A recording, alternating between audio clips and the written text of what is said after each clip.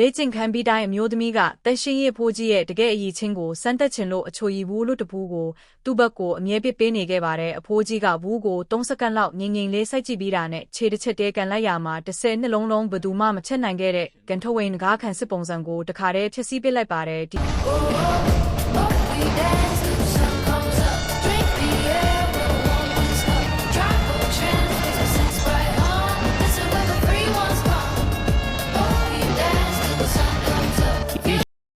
သတင်းကြတာနဲ့လူတွေကကွင်းထဲကိုအပြေးရောက်လာကြပြီးဘောလုံးလောကမှာဒဏ္ဍာရီတစ်တယောက်ပေါ်လာပြီးဆိုပြီးအားတင်ကစိတ်လှုပ်ရှားနေကြပါတယ်အလန်တိုင်ဘက်ကိုမောကြည့်လိုက်ချိန်မှာတော့ဒီလိုအံဖွဲကန်ချက်ကိုအချိုရည်ဘူးလေးတပူးတဲ့နဲ့လှုပ်ပြသွားတာကိုတွေ့ပြီးအားလုံးပါဆက်ဟောင်းသားဖြစ်သွားကြပါတယ်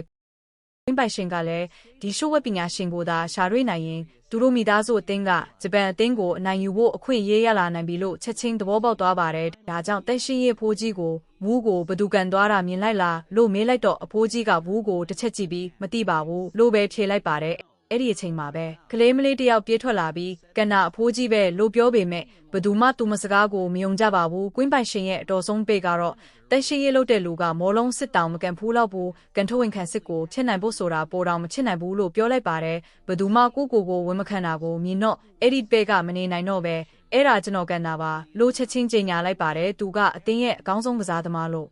အားလုံးကယုံကြည်ထားတာမို့ဘသူမှတန်တဲမဝင်ခဲ့ကြပါဘူး Blog Fusion ကနေကြိုဆိုပါရစေအကောင်းဆုံးရုပ်ရှင်တွေကိုတင်ဆက်ပေးမှာပါအကောင့်ကိုလည်း like နဲ့ follow လေးလုပ်သွားကြပါဦးကွင်းပိုင်ရှင်လည်းဝမ်းသာအားရနဲ့ဘောလုံးဖွဲချုပ်ဥက္ကဋ္ဌကိုဖုံးဆက်ပြီးသတင်းကောင်းကိုအမြန်ကြောင်းကြားလိုက်ပါတယ်ဥက္ကဋ္ဌကကြားတာနဲ့အယမ်းပျော်သွားပြီးဒီပါရမီရှင်ဆိုတဲ့လူကိုကိုယ်တိုင်လာတွေ့ဖို့ကွင်းကိုအမြန်ရောက်လာပါတယ်ဒါပေမဲ့သူမကတေးချခြင်းသေးတာကြောင့်အဲ့ဒီပဲရဲ့အရေးချင်းကိုကိုယ်တိုင်မျက်စိနဲ့မြင်မယုံမယ်လို့ဆုံးဖြတ်ထားပါတယ်စမ်းသက်ပွဲမဆက်ခင်မှာကန်ထုတ်ဝင်ကိုသမား2ယောက်ကိုခေါ်လာပြီးသူတို့ကိုကိုသွင်းနိုင်တဲ့သူဘယ်သူမဆိုအသင်းခေါင်းဆောင်ချစ်ခွင့်ရမယ်လို့ကြေညာလိုက်ပါတယ်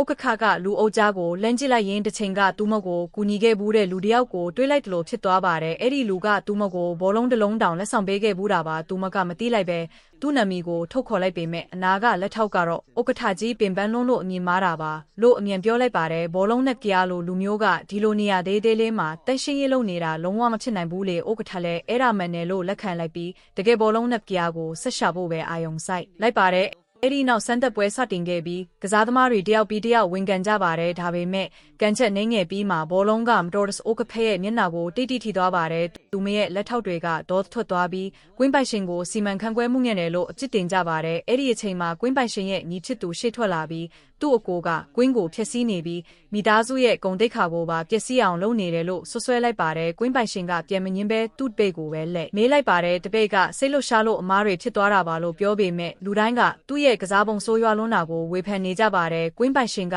ကိုလူကိုအသင်းခေါင်းဆောင်ချစ်အောင်အာနာသုံးပြီးတွန်းတင်နေတာလားဆိုပြီးတောင်မေးခွန်းထုတ်လာကြပါတယ်ဥက္ကဋ္ဌလည်းအရန်စိတ်ပြတ်သွားပြီးအဲ့ဒီတပိတ်ကိုချက်ချင်းအရေးချင်းစစ်ပွဲကနေပယ်ချလိုက်ပါတယ်အဲ့ဒီနောက်ကွင်းပိုင်ရှင်ရဲ့ညီကသူ့သားကြီးကိုစားထိုးဆိုတင်သွင်းလိုက်ပါတယ်အားလုံးကလည်းသူ့ရဲ့အရေးချင်းကိုဘယ်သူမှမရှင်းနိုင်ဘူးလို့သဘောတူနေကြချိန်မှာကလေးမလေးကရှေ့ထွက်လာပြီးတက်ရှင်ရဲ့ပိုးကြီးကိုသာဝင်ပြန်ခိုင်းဖို့ကွင်းပိုင်ရှင်ကိုအတင်းတိုက်တွန်းလိုက်ပါတယ်လူတိုင်းကတော့တက်ရှင်ရေးလုပ်တဲ့လူကမော်လုံးတောင်မကန်တက်ဘူးဆိုပြီးရေမောလောင်ပြောင်ကြပါတယ်ဒါပေမဲ့ကလေးမလေးကဘာမှကြိုးမဆိုင်ပဲအဖိုးကြီးစီကိုတန်းပြေးသွားပြီးပွဲထဲဝင်ကစားပေးဖို့တောင်းပန်လိုက်ပါတယ်အဖိုးကြီးကလည်းမဆမ်းမတွက်ပဲသဘောတူလိုက်ပါတယ်ဝက်စတာနဲ့အဖိုးကြီးလှုပ်ပြလိုက်တဲ့အရာကတော့ကွင်းတစ်ခုလုံးမှာရှိတဲ့လူအားလုံးကိုစကားတောင်မထွက်နိုင်လောက်အောင်အားတင်သွားစေခဲ့ပါတယ်